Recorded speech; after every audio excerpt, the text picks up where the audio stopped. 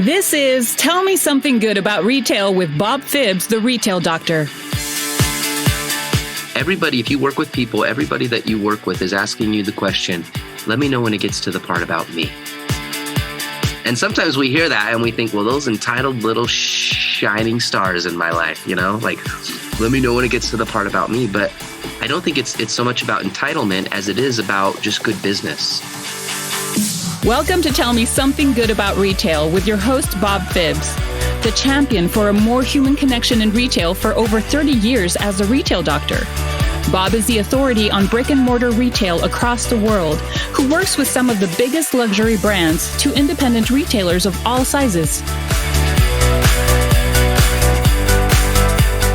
Hey, thanks for joining me today. It's Bob Phibbs, the Retail Doc. And today my guest is Clint Pulver. He is an Emmy Award-winning motivational keynote speaker, author, musician, and workforce expert. He's a professional drummer for 20 years and appeared on America's Got Talent and in feature films with actors like Jack Black and Napoleon Dynamite's John Heder. But that's not enough.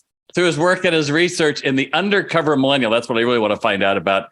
He uses that experience to create teachable relationship and business strategy based on trust, service, and support. And his mantra, it's not about being the best in the world. It's about being the best for the world. Welcome, Clint. Thanks, Bob. That was a beautiful introduction. Thank you. Dude, we share a common bond, music. And I got to tell you, I've seen your story. And every time I think I start to tear up because anyone who is a musician can appreciate it. And I think it's so important. Can you share with us about your experience with Mr. Jensen and how that life-altering moment, well, it was life-altering, right? I mean, geez. Absolutely. Yeah, I mean, I was the kid that always in school just had a hard time sitting still. I still have a hard time sitting still. I would just sit in class and my right hand would start to tap, my left hand would start to tap. And obviously you do that enough and it gets pretty annoying to everybody around you. And I got nicknamed the Twitcher and the Tapper. I got teased a lot in school. And it wasn't even just the kids. Even the teachers would constantly say, hey, you need to sit still. Stop tapping. Sit on your hands. Young man, I need you to hold still. Stop, stop, stop. And it happened again and again and again until one day there was a teacher and his name was Mr. Jensen. He was my 5th grade teacher. And he looked at me as I was tapping in class and he said, Clint, I need you to hold still. And I also need to see you after class. You and I are going to have a conversation. And I remember thinking, like, this is it. I'm going to get kicked out of school as a 10-year-old. Like, this is it. This is the end of the journey for me. And the bell rang, class dismissed. Everybody leaves except for me and Mr. Jensen. And he calls me to the back of the room, says, come here, sit down. And I nervously walked up and he said, listen, he said, I need you to know you're kind of the kid that's on the list. Like, I know you get teased. I know you get bullied. All the other teachers, they talk about you. Clint, you tap. You do it a lot. You do it in my class and you do it in everybody else's class. But then he said, but I've watched you though. And he said, it's crazy. He said, you'll take a pen and you'll start writing with your right hand and then you tap with your left hand. And then in the middle of the assignment, you'll switch the pen and you start writing with your left hand and you tap with your right hand. And he looked at me and he said, I think you're ambidextrous. I was like, I don't even know what that means. He said, just try this. He said, can you tap your head and rub your belly at the same time? He said, just give it a shot. And I could do it just without thinking about it. And he said, okay, now switch it. Can you tap your head and then rub your belly? And back and forth, I just innately had this independence with my limbs. And he smiled and he said, yeah, it all makes sense. And he leaned forward and he looked me right in the eyes and he said, Clint, I don't think you're a problem. I just think you're a drummer. And he reached back in his desk and he opened up the top drawer and he reached inside and he took out my very first pair of drumsticks, my very first pair. And I'll never forget Bob when he put these in my hands and he said, Clint, listen, these are for you. And he said, here's the deal. I don't know what's going to happen, but I just want you to keep them in your hands. And that was 24 years ago. And for 24 years, I've had the opportunity to tour and record all over the world as a professional drummer. I coached for the Utah Jazz, NBA Drumline, played with Tim McGraw, Carrie Underwood, the Blue Man Group. My whole college education was paid for with drumsticks in my hands, all because somebody created a moment that allowed me to see further than I ever could have on my own. And he was the person that looked at me and said, "You're not a problem. You're an opportunity." And it changed my whole story. Yeah. I just get taken with that. I had a similar, I won't go into all mine, but I was picked on as a kid in a lot of things. And I remember I was ready to quit, told my mom I'm never going back. And she goes, "Just go back one more day." So I went back, and the teacher took me aside. He says, "I need to see you. Did you remember those tests you took last fall?" And I go, "No." He goes, "We're going to put you in a different set of classes starting tomorrow." And the next day, all my classes changed, and I went to music, was one of them. And because I think you're a singer. And then 2 years later, I had my conductor. He said, "I think you should be a conductor. Would you be the first guy who's conducted at baccalaureate and graduation, Glendale High, back in '76, before you were even born, my friend?" And I think about that because the path for us was in so many ways horrible, and then a door opened. And I think everyone has that, right? Everybody, that moment where it's brief and somebody's belief that you can do it. How has that background inspired you? Because it seems that you've taken that message and now want to spread that, right? So, yeah, I mean, it shows it to me in my life, the power of moments. I think in our lives, we don't really remember days, we remember moments.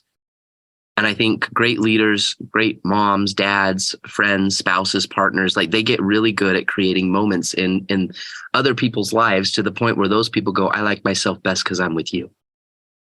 And I look at that moment and how it changed everything. And it was so small, but little by little, I think over time, those efforts add up to be a lot.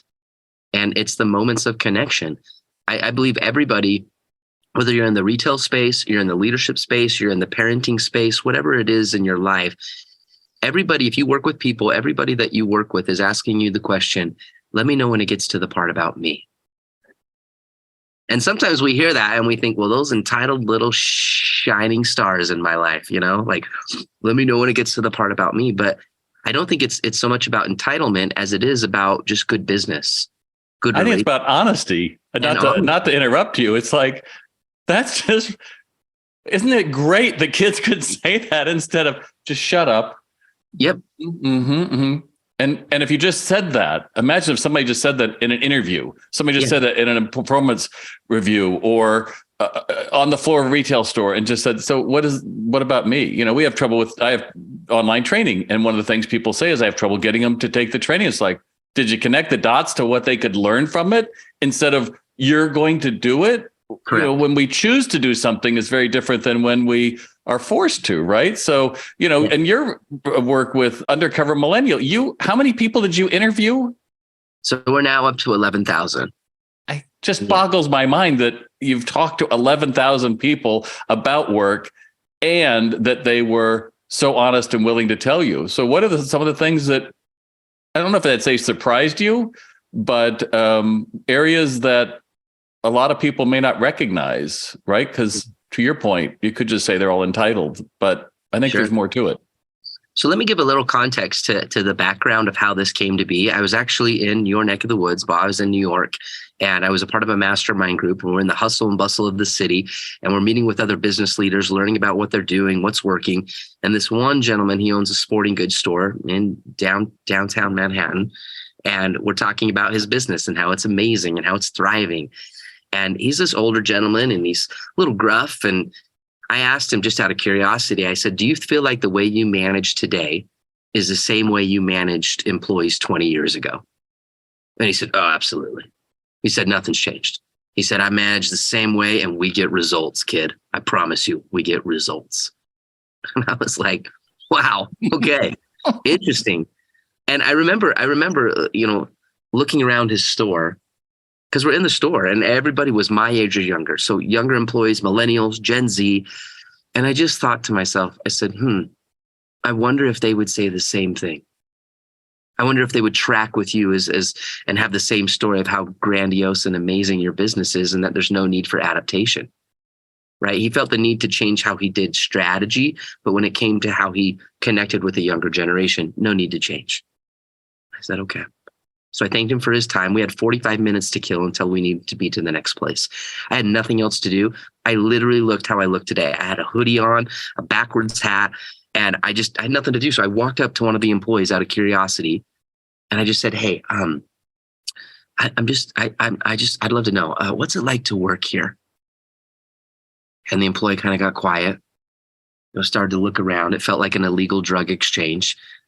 And the employee said, I can't stand it here. We're all numbers, man. Every one of us. I don't even think my manager knows my name, to be honest. Wow. And I sat there and I thought, and maybe the kid's having a bad day. And I was like, so why are you still working here? And he said, oh, I've already applied to 3 other places. As soon as I get a job, I'm out. And then I went to another person, Bob, and another employee, and another, and another, and another. And out of the 45 minutes, I interviewed 6 of his team members. 5 out of the 6 of those retail employees in that store would not be working for this guy and his business in less than 3.5 months. That was a mind-blowing moment for me, because here's the reality: the perception that you have as a leader, whether it's a leader in a family, a leader in a relationship, a leader in a brick and mortar retail store, whatever it is, that perception versus the reality of the employee's experience or your children's experiences or your friends' experience. Sometimes there's a night and day difference, especially when conflict is a topic or things aren't always going amazing. Because the reality is, most of the time, they're never going to walk up to you and say, hey, Bob, I think this could help you. Every time we win as a team in this store, you take all the credit. And every time we lose as a team, you blame everybody else. Happy Tuesday, Bob. They're not going to tell you that. They're not going to say that. Instead, what do? They just leave. They leave, or they mentally check out and stay. And so that's what started the Undercover Millennial program. I realized, because I call it the Undercover Millennial because I'm a millennial, that's the generation I was born in. I was young enough where I could go into retail stores. I could go into tech companies. I could go into hospital chains. I could go into clinics. I could go in as someone who was looking for a job and pull it off. And in doing so, I created an environment where people would honestly tell me what they thought of an organization and the leaders within that organization. And so for the last 6.5 years now, I have dedicated my life to that, and wrote a book that I'll never do that ever again, but it was the hardest thing I've ever done in my life. But sharing the research behind what great leaders were doing to create an organization that people never wanted to leave. Well, in that book, put a pin in this to come back when you're driving in the car. His book is I Love It Here, which is a great summarization because, I think we all sell hope, Clint.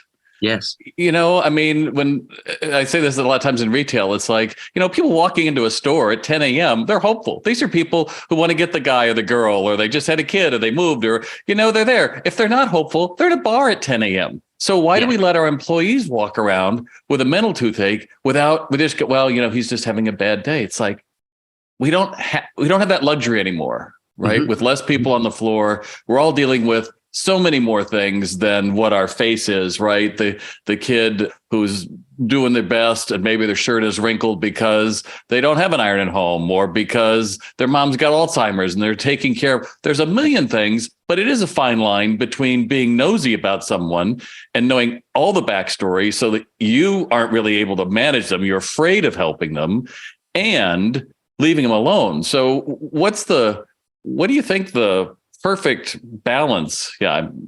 Tell me what perfection is, my friend. Tell me what you think. How do you navigate that? Right. Yeah. In other words, being available, but not, I'm going to fix you now. I've got to give him $500 so he can go and do this, or I've got to give him special. What were some of your thoughts? Yeah. So let's focus on the retail space for a minute, and let's talk about the managers that I saw in the retail space. There are 4 types of managers always in every retail store, always 4 types. And I could always tell the effectiveness of that type of manager based off of 2 variables. Number 1 was that ability, that's the standards that manager was able to have. And second, their ability to connect. Standards and connection. So standards would be like, I need you to show up on time. We need to be profitable. There's responsibilities and duties of the job. Our core mission statement, those are standards in an organization. The connection piece was realizing that your people have a life outside of work. and that they want to be seen, they want to be heard, they want to be understood. Okay, so standards and connection. Those are the two variables that we will use as we go through these 4 different types of managers. For those of you that are listening, I think it would be kind of interesting as I go through this to ask yourself, which one are you? I'm already there, so I'm waiting. Yeah. I love it. I love it. Okay, so the first manager that we found was the removed manager. This is the individual that was very low on standards, but they were also low on connection. Ooh. This is the manager that's just burnt out. Like they're just tired. It's like easy come, easy go. Welcome. I don't really care what you did on the weekends. Just do your job. Get out of my way. I'm removed. So what does that create in the employee experience? It created disengagement. These are the managers that should have stopped managing 20 years ago. Like, and probably were never taught, right? They were never taught another set of skills. They're probably like, was a great salesperson 20 years ago. Yep. The only way we can give you more money is you're the manager. That's great. Right. That's right. I don't want it. I just want the money. That's right. What's the minimum I can do to do the job? I'm there. Yep. They're in the store, but they're not into the store. Yep. And so the second manager, fairly common, is the buddy manager, as we call them. The buddy manager is very low on standards, but high on connection. This is the manager that just wants to be liked by everybody. It's like, come work for our store. You know, we love you. They would rather be liked more than they're respected. So this is the manager. They'll go play Xbox on the weekends with the team. And then Monday morning, they're like, hey, you know, we got to do better, everybody. And everyone's like, dude, I just saved you in Call of Duty on Friday, Fred. Like what? Now you're the manager. So it creates a sense of entitlement. So that chaos, right, on the floor, because you don't know what the standards are. Correct. And the manager becomes more of one of the team members than the manager, right? Or the team members become more of the manager than the manager. And so it creates this sense of entitlement of like, nah, Bob's cool. He's my friend. He doesn't care if I show up on time or not. You don't worry about folding the clothes and putting it back in order. Like, we'll get to it. Bob doesn't care, right? You're just the homie. You're just a friend. The third manager is the controller. This was the manager that was very high on standards, low on connection. This is like the old command and control model of like, put your head down, go to work. Like, don't whine. This is what it is. Smile. You want me to love you in this job? No. Be happy. I give you a paycheck tomorrow. This is your sporting goods guy. This is your first guy. 100%. Yep. My way or the highway. So high standards, low connection. What did this create in the employee dynamic? Rebellion, pushback. This is the manager that you're constantly going head to head with every employee. These fear-based tactics, manipulation, do your job, easy come, easy go. You don't want to be here, I'll fire you. The list is long and there's plenty that want this job. But number 4, Bob, man, this was the magic of the research. And I call them the mentor manager. This was the individual that was very high on standards, but they were equally as high on their ability to connect. We got a job to do. We got to stay profitable. We got to meet the customer's expectations. But I also understand that you're a person to be loved and that you have a life outside of work. And it's my job to become the advocate for you, not just the developer. And what did this create in the employee experience? Respect. They were not always liked at times, but they were respected. And the reason, Bob, that I call them the mentor, not just the manager, not the leader, not the coach, but the mentor. Mentorship is interesting because we found that mentorship had to be earned. Like many people in the retail space, we give out titles. You're the supervisor, you're the manager, you're the store manager, you're the floor operator, whatever. We get all these titles. But your people are the ones that decide if you're the mentor. You can't become a mentor manager until the mentee invites you into their heart. And when you became the person that people said, yeah, you're the person that's going to connect me to something more. You're not just a boss. You're a mentor. You're an advocate. It changed the game when you became somebody that people voluntarily chose to follow. Mentorship versus management always wins. I was always the number 4 manager, always. There you go. I have no doubt, Bob. I have no doubt. No, I was when I started out, I was 3 because I was a young guy. I mean, I wore a mustache till I was 30 because you couldn't get respect back in the 80s, right? and then you turn 30 and you're like, yeah. But I've had several people who've gone on to do great things. They say I learned everything about what I would do in life was basically through working in retail. And to me, that's a great honor because I think retail is what normalizes this and realizes it's about somebody else first and then me. And that's where I think the biggest problem is right now. We talk about, in fact, I was talking to some retailers the other day, and one was saying how I think I'm just a stop on the line for a lot of my employees. You know, they join and then they're gone in a couple of months. And I go, what are you doing to develop them? Well, you know, we give them paychecks. Like, well, dude, what's your training program? We don't have one, you know, I mean, how hard is it? It's like everything you're saying is exactly right, because we don't know what success looks like. We don't know what the guardrails look like. And we sure in the hell don't feel like we belong as anything part of a team.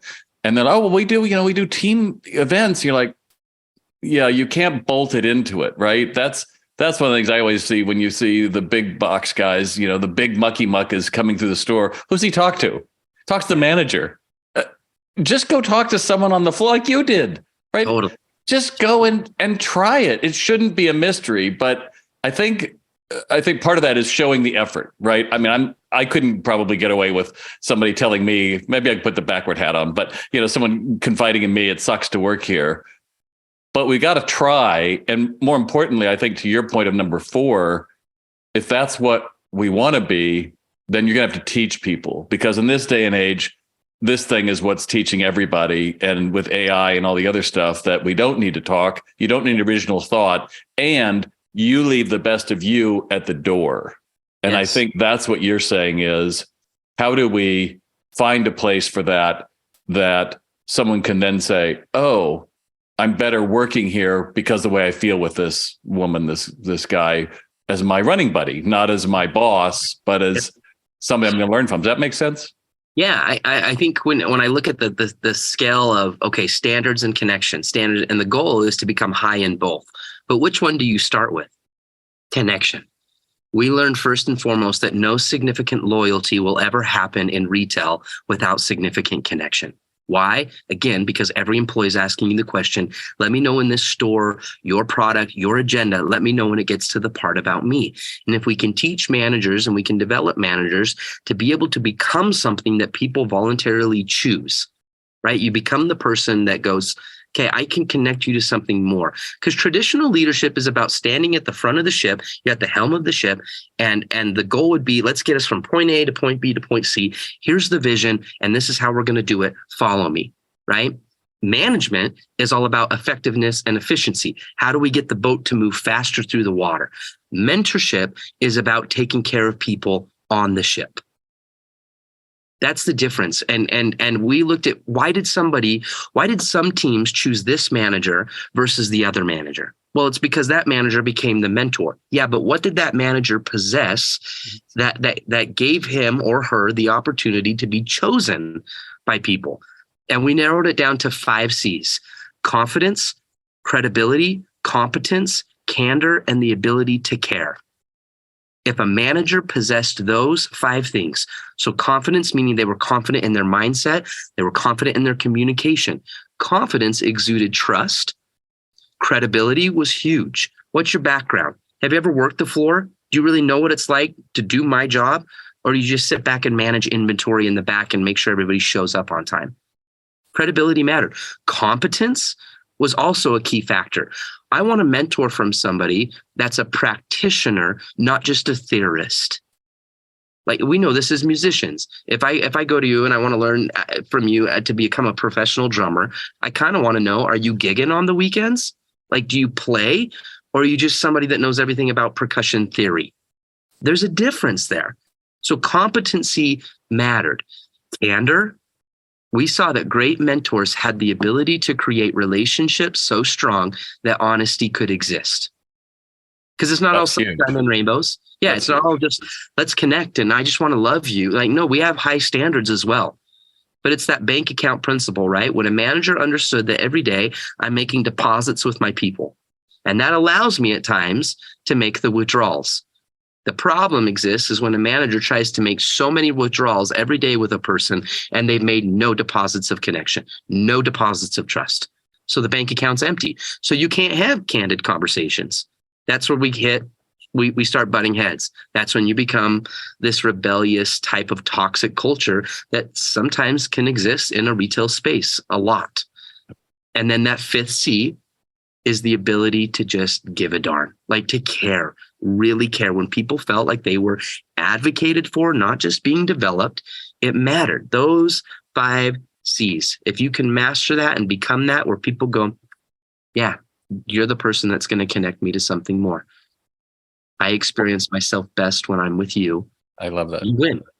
Unfortunately, I just flashed on when I was getting my conducting degree and I had to teach student teaching, and I walked into student teaching and 30 teenage boys trying to play Stairway to Heaven on 2 guitars. Was just like, they're not a gen on this planet for me to have this job. But I remembered feeling like I would see through me because I'm not a guitar player. So I'd learn it the night before. Here, do this. Why don't you play for us? I don't want to overshadow your work, and I had standardized tests, so we knew that they got what they were supposed to learn. But competence to me and candor really stick out, because I always say, if you're going to be in a retail store, you got to be able to make the first and the best sale of the day. It's like, holy crap, really? It's like, well, who else are they going to learn from? Yeah. And those uncomfortable conversations really let the team know there's an even playing field, right? Yes. I can't say, well, Jane's great. She's the higher earner, so she gets to go home today. Well, why? Well, because, she's the high earner. Well, what about this person? Well, no, that's all that matters. And then you keep having this, somebody gets special deals. And I think that's really tough. We're going to take a little break here. You recently gave a speech at NASA's Space Center, and I want to hear about it. But we're going to take a quick break after this word about SalesRx online retail sales training. Hey, it's Bob again. I'm not only your host, but also the founder of the SalesRx online retail sales training program. How many sales that should have been yours walked out your front doors today? With shoppers being more discerning about where and when they shop, you need to convert more lookers to buyers. And SalesRx is the perfect solution to make training memorable. It's bite-sized, it can fit easily into your schedules. Don't tell me you don't have time to train. If you can give them time to take a break, you have time for them to train. Now, the training builds from some of the quickest ways to engage shoppers to the most advanced.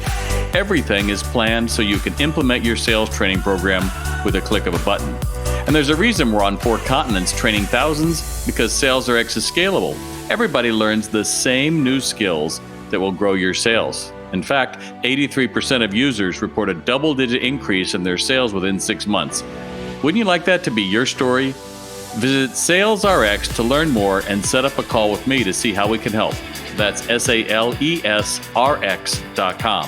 Now back to the broadcast.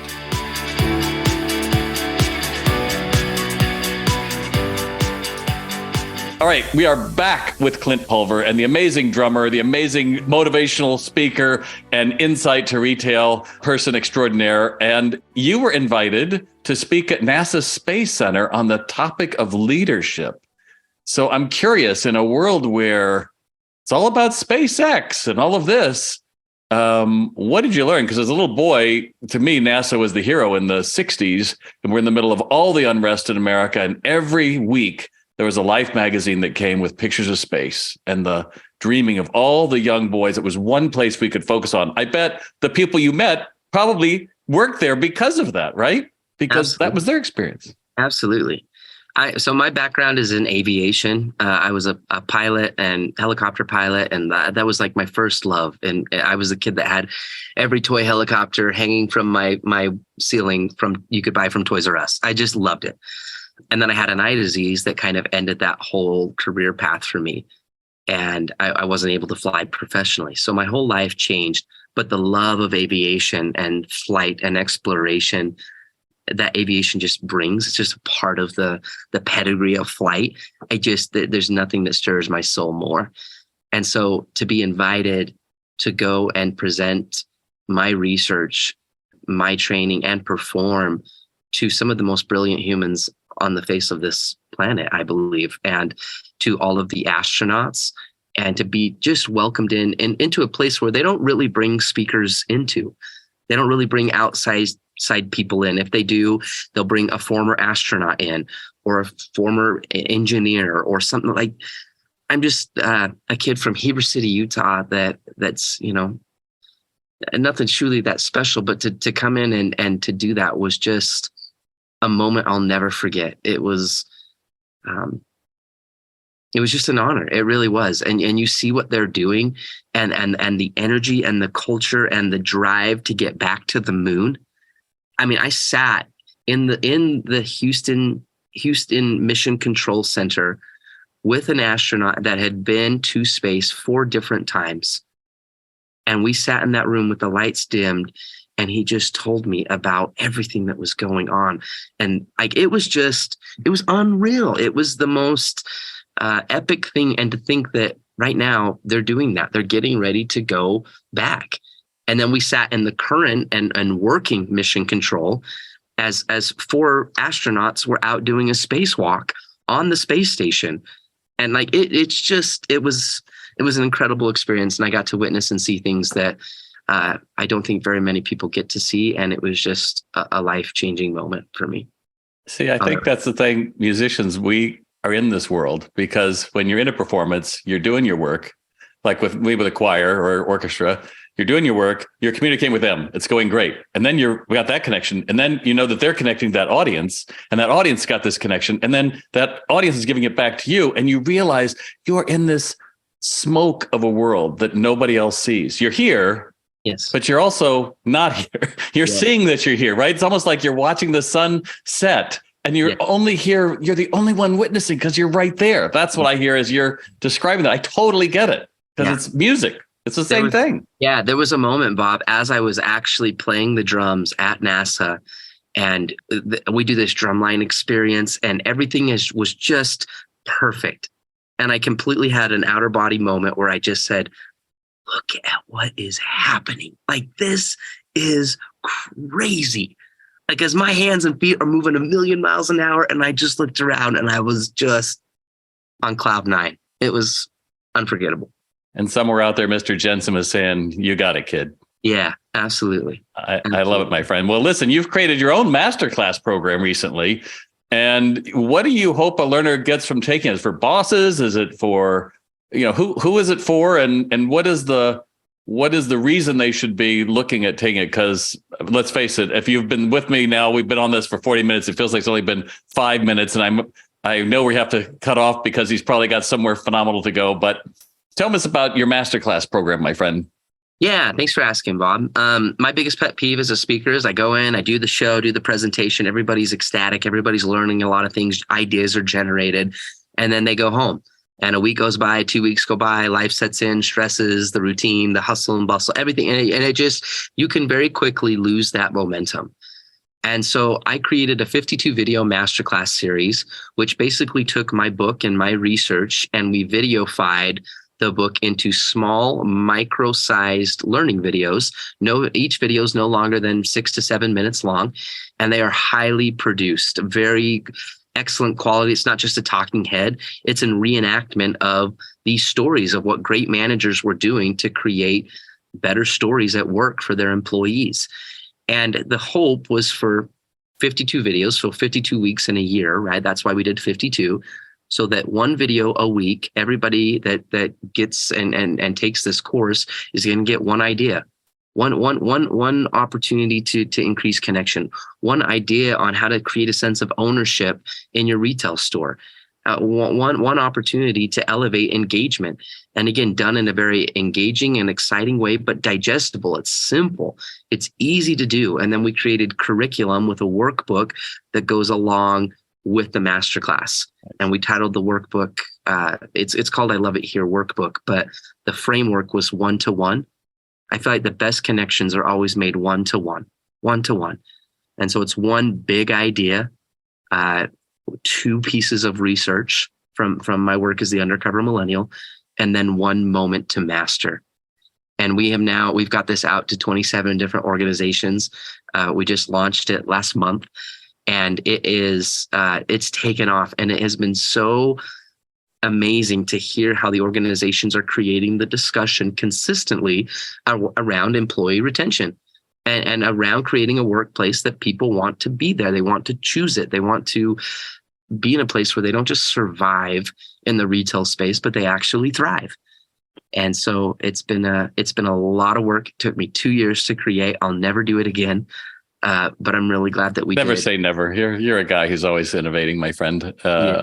And I love that whole idea about how do we go through and keep that discussion, because I think it is easy for us to say, well, you're just born that way. You aren't. Retail was a way when I started, you had two choices back in the old days, prehistoric, before you were born. So you either used your body, you're going to go and you're going to be a laborer of some type. You're going to dig something. You're going to prune something. You're going to make something. You can do something that way, or you can work retail, because neither one needs a lot of skill, right? And to your point, back when that sporting guy started, that's what you could do because it was all about product.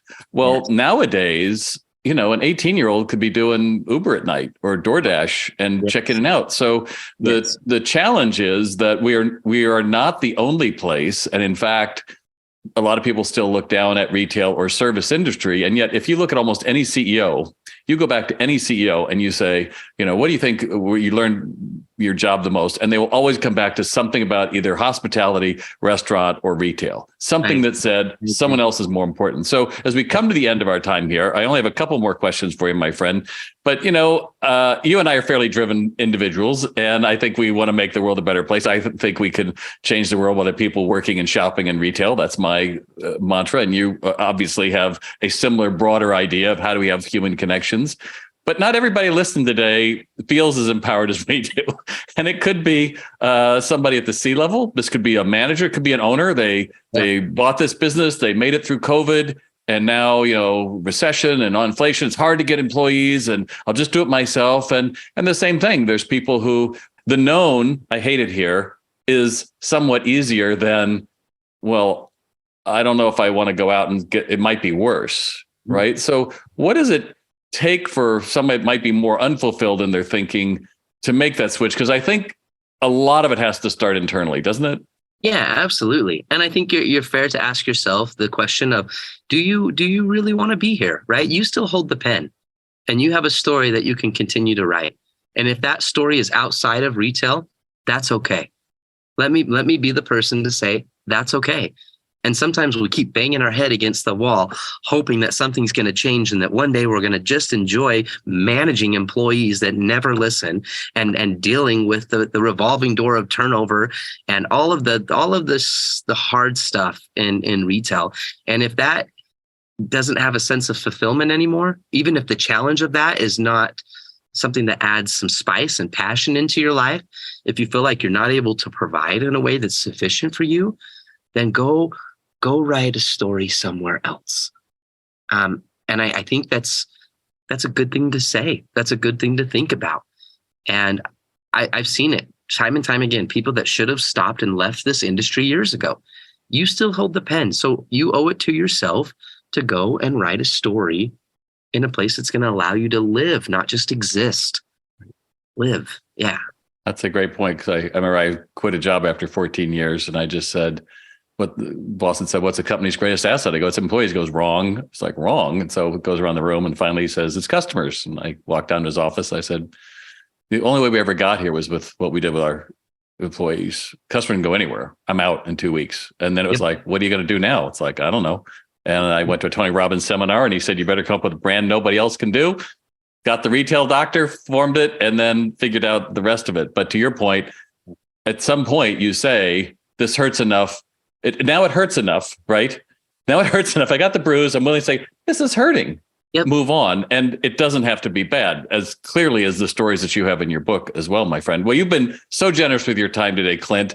Anything you'd wanted that I haven't asked you that you would like to share with people today? I mean, if you aren't all high on this conversation today, you are in desperate need of a makeover of your attitude, because the possibilities that Clint brings in this conversation are huge. And the implications are huge, that we want to work to number 4, even if you're a number 1 or 2 or 3 manager, the blueprint is out there. So anything else you can add before I ask you my final question, my friend? Yeah, I would just say that everybody that's listening, you're doing better than you think you are. I think sometimes we can quickly jump to the world of beating ourselves up. We're not good enough. All of the to-dos, all of the things that are not in place that should be, all of the things that are not perfect. Just as a reminder, you're doing better than you think you are. And again, it's not about being the best manager in retail. It's about being the best manager for retail. And we do that little by little. And today, if you kind of can get to the point and say, I'm going to try to do a little bit better, and I'm doing better than I think I am, and you accentuate the positive and you look back on the things that you have accomplished and you go, there's something there. Take pride in that. And tomorrow's a new day, and strive to just be a little bit better for somebody else. I think that's what lights the fire of significance and passion and keeps us moving forward, especially in a leadership position in the rugged and hustle and bustle and wild world of retail. Yeah. And love the passion that you bring to somebody else. That's what's going to draw you forward as well. Well, I've appreciated our time together, and there's so many resources you'll be able to see on this episode of how you can find out more about Clint and his programs and everything.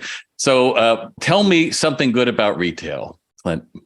I think the best part about retail is the experiences that it creates, the moments it creates, where somebody went above and beyond and they created an opportunity where people, because they were in your store, they walk out of there liking themselves best. The coolest part about the job and leadership in retail is that it matters. The hardest part is that it matters every day. And I think when good managers and good employees every day work to create those experiences where people, when they walk in, they go, I experience myself. I like myself best because I'm here, but I also like you best because I'm here with you. And I think if we do that consistently and we remember that that's really the role of what we do, that's the reason why people continue to keep walking back into the store instead of clicking on Amazon. They want that moment. They want that experience. And I'll never forget those moments I've had in the retail space. And it truly is the reason why I still love and walk into the brands that I do to work and buy and do business with. Excellent, my friend. And we could take that to our personal lives and our business lives and the whole idea, right? That when we feel we matter, we're going to show up as our best selves. Well, you've been gracious to be with me here today, and I appreciate it, sir. And I can hardly wait to see where you're going to be next, my friend. Thanks, Bob. It's a pleasure to know you, and I'm grateful for your friendship. Thanks, Clint. You've been listening to Tell Me Something Good About Retail with Bob Phibbs, the Retail Doctor. As a listener, you can receive free information and guides when you visit retaildoc.com and sign up for our exclusive weekly newsletter. Thanks for being with us. Remember to subscribe on iTunes, Spotify, or wherever you like to get your podcasts. To virtually bring Bob to all of your crew and associates, check out www.salesrx.com.